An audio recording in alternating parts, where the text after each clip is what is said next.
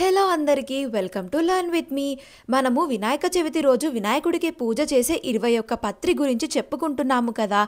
అందులో 7వది బిల్వపత్రం. బిల్వపత్రం లేదా మారేడు అనొచ్చు. దీని ఆకులు సుగంధభరితంగా ఏదో దివ్యానుభూతిని కలగజేస్తూ ఉంటాయి. ఈ పత్రి ఉల్లేఖన ఆయుర్వేదంలో ఉంది. ఇది అతిసార వ్యాధికి, చక్కెర వ్యాధి నివారణకు ఉపయోగపడుతుంది. ఈ పత్రి సుగంధభరితంగా ఉంటుంది. ఇందులో విటమిన్లు చాలా ఉంటాయి. Calcium, phosphorus, iron, carotene, B vitamin, C vitamin ముఖ్యమైనవి. మారేడు ఆకులలో, పళ్లలో చాలా ఔషధ గుణాలు ఉన్నాయి.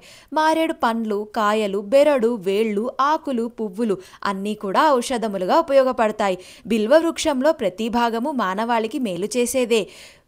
నేను ఇక్కడ చూపిస్తుంది త్రిబిల్వం. శివుడు ఈ మారేడు చెట్టు కింద నివాసం ఉంటాడని ప్రతీతి. ఈ బిల్వ వృక్షం గురించి ఒక పురాణ కథ కూడా ఉంది. నెక్స్ట్ షార్ట్లో చెప్తాను. మీకు ఈ పత్రి గురించి ఇంకేమైనా తెలిస్తే కామెంట్స్లో చెప్పండి. Thank you for watching. Bye.